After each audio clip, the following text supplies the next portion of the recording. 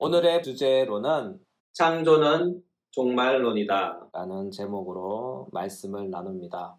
네. 저는 영화를 가끔 봅니다.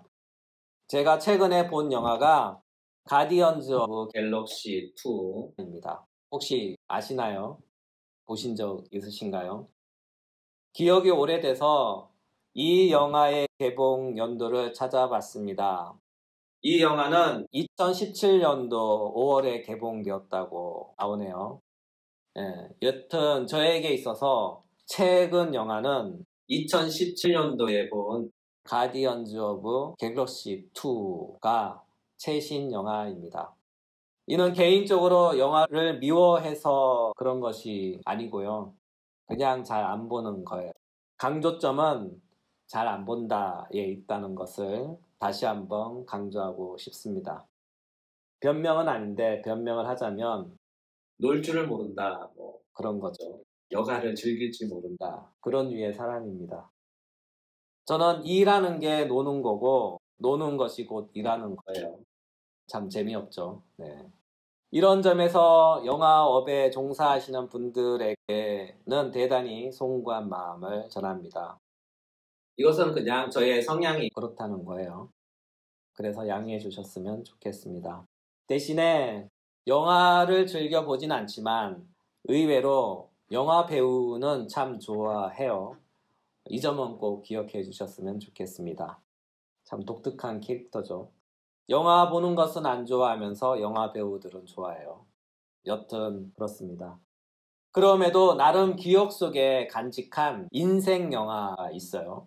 그 영화는 바로 1999년에 개봉한 매트릭스입니다. 이 영화를 처음 봤을 때 한 장면에 충격을 받았어요. 그 장면을 절대로 잊을 수가 없었죠. 그 장면이 무엇인가 하면요. 주인공의 여친이 공중에 떠서 발차기 하는 장면인데 그 촬영 기법이 그 당시에는 매우 충격적이었어요. 공중에 떠 있는 배우의 동작을 그것도 한순간의 장면을 360도로 돌며 한 앵글로 담아내는 그 장면을 보고 그 당시에는 정말로 신선한 충격을 받았습니다. 물론 전체적으로 영화도 잘 만들어서 재미도 있었죠. 그러나 그 한 장면이 매우 인상 깊어 그것을 계기로 매트릭스 영화 팬이 되었죠. 그리고 그 영화의 시리즈가 나오면 모두 다 열심히 챙겨봤던 시절이 있었습니다. 지금도 가끔 찾아서 보긴 해요. 중요한 것은 이것인데 그 영화 시리즈 3편의 한 대사가 오늘 본문과 관련이 있어 소개하려고 서론을 이렇게 많이 장황하게 설명했습니다. 매트릭스 3편 레볼루션의 대사 한 마디입니다. 그 대사는 이래요. 시작이 있는 곳에 끝이 있다. 시작이 있는 곳에 끝이 있다. 그렇습니다. 시작이 있다면 끝이 있어요. 이 말을 오늘 본문과 관련하여 말하면 이렇습니다. 창조의 시작이 있다면 창조의 끝도 있다. 창조의 시작이 있다면 창조의 끝도 있다. 이것은 우리 인생도 비슷하죠. 출생이 있다면 죽음도 있습니다. 어쩌면 우리의 인생의 시작은 인생의 종말인 끝을 향하여 내달리는 인생의 첫 시작이 아닐까 생각해 봅니다. 이와 같은 맥락에서 우리 주님도 말씀하셨어요. 이사야서 44장 6절 이스라엘의 왕인 여호와 이스라엘의 구원자인 만군의 여호와가 이같이 말하노라. 나는 처음이요 나는 마지막이라. 나 외에 다른 신이 없느니라.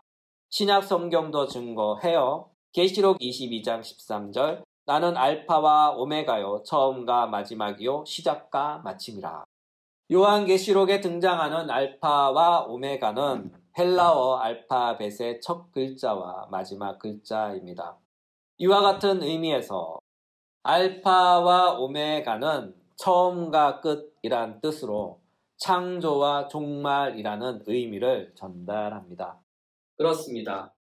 우리 주님은 창조의 시작임과 동시에 우리 주님은 창조의 마침표이시죠. 따라서 시작이 있는 곳에 끝이 있습니다. 달리 말하자면 창조가 있는 곳에 종말이 있습니다. 한원하면 창조는 곧 종말론이다. 따라서 창조는 종말의 비전입니다. 창조를 보면 세상의 마지막이 보입니다.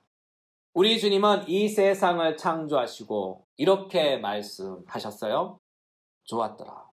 창세기 1장 4절, 10절, 12절, 18절, 21절, 25절에 기록되어 있고 더욱이 창세기 1장 31절에는 이렇게 기록되어 있어요. 하나님이 지으신 그 모든 것을 보시니 보시기에 심히 좋았더라. 특히 31절에 심히 좋았더라를 주목해 보셔요. 이에 해당하는 헬라어는 베인네토브 메우드입니다.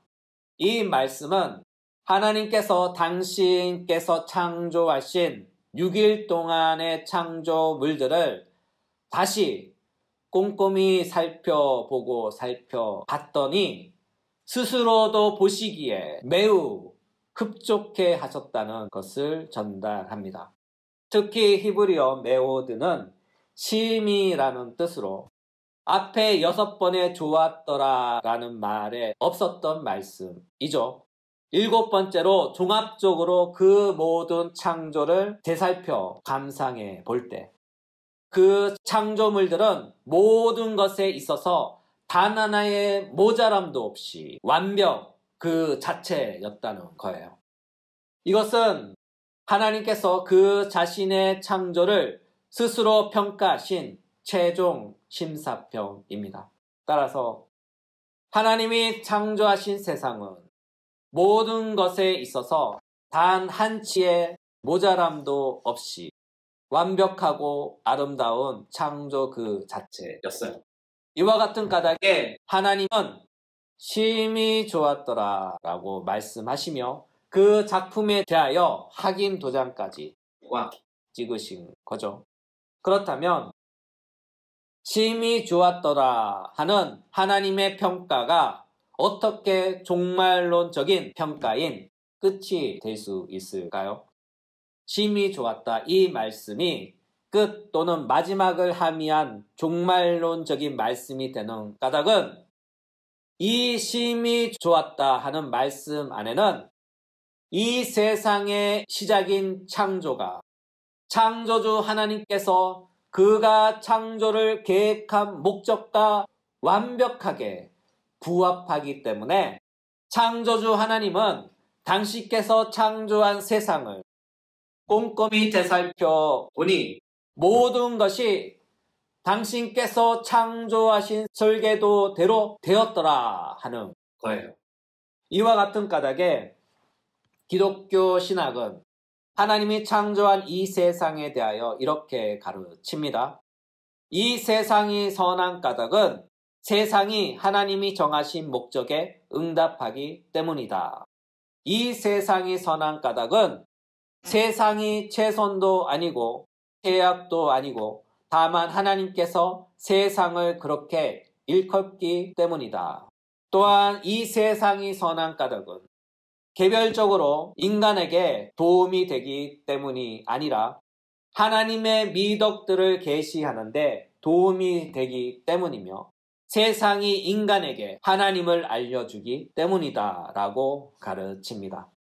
이와 같은 이유로 하나님께서 창조한 이 세상이 하나님 보시기에 심히 좋았다라는 평가는 바로 하나님께서 영원 전에 하나님의 계획 속에서 완전하고 충만한 세계를 목표했는데 창조가 바로 하나님의 계획대로 빠짐없이 완벽하게 그대로 되었다는 것이죠.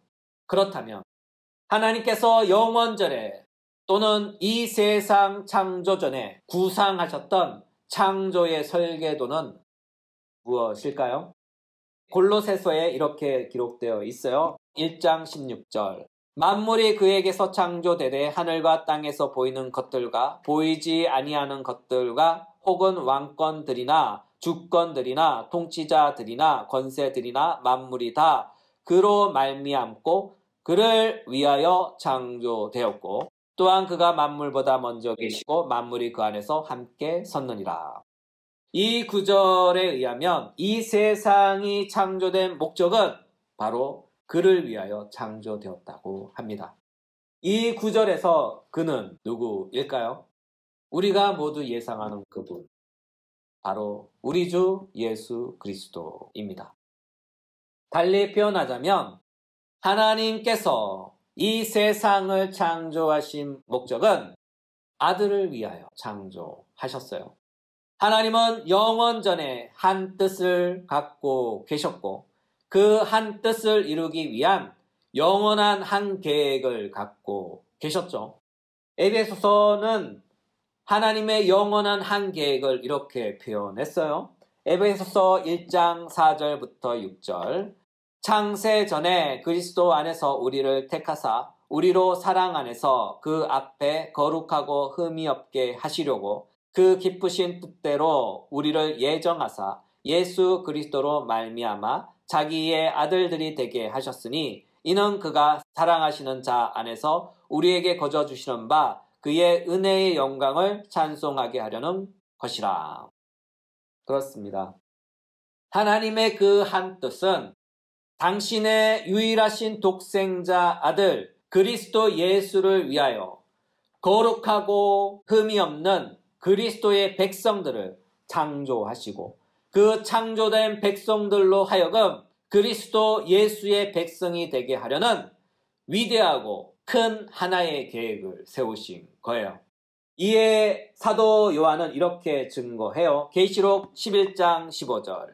일곱째 천사가 나팔을 불매 하늘에 큰 음성들이 나서 이르되 세상 나라가 우리 주와 그의 그리스도의 나라가 되어 그가 세세토록 왕노릇 하시리로다.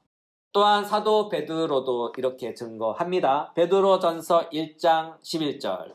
이같이 하면 우리 주 곧 구주 예수 그리스도의 영원한 나라에 들어감을 넉넉히 너희에게 주시리라. 하나님께서 이 세상을 창조하신 목적은 바로 하나님이 창조한 이 모든 세상이 그의 아들의 나라, 곧 예수 그리스도의 나라가 되게 하려는 거예요. 그리고 창조의 마지막은 이렇습니다. 고린도전서 15장 24절, 28절. 그 후에는 마지막이니 그가 모든 통치와 모든 권세와 능력을 멸하시고 나라를 아버지 하나님께 바칠 때라. 만물이 그에게 복종하게 하실 때에는 아들 자신도 그때 만물을 자기에게 복종하게 하신 이에게 복종하게 되리니 이는 하나님이 만유의 주로서 만유 안에 계시려 하심이라. 이것을 사도 바울은 이렇게 표현했어요. 로마서 11장 36절. 이는 만물이 주에게서 나오고 주로 말미암고 주에게로 돌아감이라. 그에게 영광이 세세에 있을지어다. 아멘.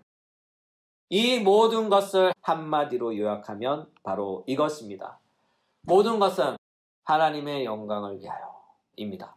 이사야서 43장 7절. 내 이름으로 불려지는 모든 자 곧 내가 내 영광을 위하여 창조한 자를 오게 하라. 그를 내가 지었고 그를 내가 만들었느니라. 그렇습니다. 이 모든 창조는 바로 하나님께서 자신의 영광을 위하여 창조하신 거예요. 이로 인하여 웨스트민스터 소요리 제1문은 이렇게 묻습니다. 사람이 제일 되는 목적은 무엇입니까? 정답은 사람의 제일 되는 목적은 하나님을 영화롭게 하고 하나님을 영원토록 즐거워하는 것입니다. 따라서 이 모든 것이 바로 창세기 1장 31절 하나님이 지으신 그 모든 것을 보시니 보시기에 심히 좋았더라 안에 함의된 모든 내용들입니다. 그러므로 창조는 하나님의 영원한 한 계획을 담고 있고 하나님의 영원한 한 계획은 단 하나의 모자람이나 실수 없이 모든 것이 완벽하게 철저하게 계획되었고 그 철저한 계획대로 완벽한 계획대로 이 세상이 창조로 반응하였기에 세상은 하나님의 영원한 계획의 실현으로서 그 자체로서 완벽하고 완전한 거예요.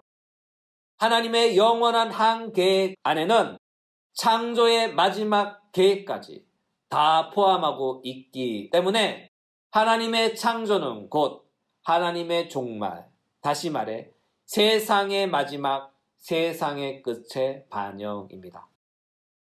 성경의 증거에 따르면 창세기 1장과 2장에서 시작된 창조는 창조의 마지막인 새하늘과 새 땅으로 끝나는 요한계시록 21장과 22장에서 그 모든 창조 사역이 끝납니다. 따라서 하나님의 창조의 모든 것은 달리 말해서 성경의 첫 시작인 창세기부터 성경의 마지막 책인 요한계시록까지 기록된 모든 말씀은 바로 단 하나의 계획 안에 포함된 모든 창조의 한 내용인 것이죠. 이 창조의 모든 것 안에 예수님께서 이 땅에 오셔서 거룩한 하나님의 나라를 시작하신 것과 또한 예수님께서 이 땅에 다시 오셔서 영원한 하나님의 나라, 곧 창조의 완성인 그 끝이 이 안에, 이 창조 안에 다 포함되어 있다는 것이죠. 이로 인하여 창조의 완성은 바로 사도 바울께서 그의 로마서에서 말씀하셨던 그 말씀. 이는 만물이 주에게서 나오고 주로 말미암고 주에게로 돌아갑니다. 그에게 영광이 세세에 있을지어다. 아멘. 하는 이 말씀이 역사적으로 성취될 때 마침내 하나님의 창조가 완성되는 것이죠. 그러므로 창세기는 창조의 서막이며 요한계시록은 창조의 마침표입니다. 이걸 볼 때 하나님의 창조는 시작이 있고 하나님의 창조는 완성되고 있으며 하나님의 창조는 완성될 것입니다. 이와 같은 일련의 그 모든 과정을 하나님 편에서 바라볼 때 창조는 단 하나의 사건인데 그것이 단 하나의 사건인 까닭은 창조는 하나님의 영원한 한 계획의 실현이기 때문이에요. 하나님의 영원한 한 계획은 그 마지막 부분인 종말을 포함하고 있기에 창조는 곧 종말론입니다. 이와 같은 이해를 돕기 위해 성경 말씀 한 구절을 소개합니다. 히브리서 1장 2절. 이 모든 날 마지막에는 아들을 통하여 우리에게 말씀하셨으니 그 아들을 만유의 상속자로 세우시고 또 그로 말미암아 모든 세계를 지으셨느니라. 히브리서 기자는 말씀합니다. 이 모든 날 마지막에는 아들을 통하여 우리에게 말씀하셨다. 이 말씀을 역으로 환원하면 하나님의 아들이 나타난 때가 이 모든 날의 마지막이란 뜻이죠. 달리 말하자면 하나님의 아들 예수가 이 땅에 오신 때가 이 모든 세상의 마지막 날, 이 모든 세상의 마지막 날이라는 거예요. 여러분, 그때가 언제일까요? 바로 2000년 전에. 2000년 전에 이미 이 세상의 마지막 날이라고 성경은 말씀하고 계시는 거죠. 오늘 말씀으로 환원하면 바로 하나님의 창조의 마지막 날입니다. 조금 더 고상하게 표현하면 이렇습니다. 하나님의 창조가 완성될 절정의 시간이다. 하나님의 창조가 완성될 절정의 시간이다. 이것을 유비로 표현하면 이렇습니다. 새 생명이 탄생할 시간이다. 새로운 한 생명체가 엄마 자궁 안에서 자라다가 때가 되어 세상 밖으로 나오려고 산모에게 신호를 보내는 바로 그때입니다. 그때가 바로 2000년 전 하나님의 아들 예수가 이 땅에 오신 때인 거죠. 그리고 이 때가 지나면 이 세상은 새하늘과 새 땅으로 다시 새롭게 되어 변화될 것입니다. 왜냐하면 창조는 창조의 완성인 새 창조를 목적으로 하기 때문이죠. 이것은 하나님의 영원한 한 계획이었으며 하나님의 영원한 한 계획은 하나님의 영원한 한 뜻이었습니다. 이 모든 말씀을 창세기는 한 말씀으로 요약하여 우리에게 소개합니다. 창세기 2장 1절부터 2절. 천지와 만물이 다 이루어지니라. 하나님이 그가 하시던 일을 일곱째 날에 마치시니 그가 하시던 모든 일을 그치고 일곱째 날에 안식하시니라. 성경은 말씀하시죠. 하나님께서 그가 하시던 모든 일을 그치고 일곱째 날에 안식하시니라. 한원하면 하나님께서 창조를 다 이루셨다. 창조를 다 이루셨다. 따라서 지금 우리에게 일어나는 일은 모두 다 하나님께서 창조를 다 이루신 일에 속하는 거예요. 우리는 이것을 시간 안에서 인생의 가적이라는 것을 통해 이루어가며 성취해 가지만 하나님의 시간 안에서는 이미 이루어진 일, 완료된 일입니다. 왜냐하면 예수 그리스도는 어제나 오늘이나 영원토록 동일하시기 때문이죠. 왜냐하면 하나님께는 하루가 천년 같고 천년이 하루 같기 때문입니다. 그러므로 하나님의 시간 안에서는 시작과 끝은 동일합니다. 왜냐하면 우리의 주님은 알파와 오메가가 되시기 때문이죠. 이에 따라 시작이 있는 곳에 끝이 있습니다. 창조가 시작된 곳은 창조의 완성이 있습니다. 하나님이 창조하신 7일의 세상 안에 이 세상의 모든 것이 다 담겨져 있습니다. 우리는 하나님의 창조적 시간 안에서 태어났고 자라가며 완성되어 갑니다. 지금은 아니지만 이제 곧 우리는 창조의 완성된 모습으로 새롭게 된 이 땅에서 다시 나타나게 될 것입니다. 이에 사도는 이렇게 증거합니다.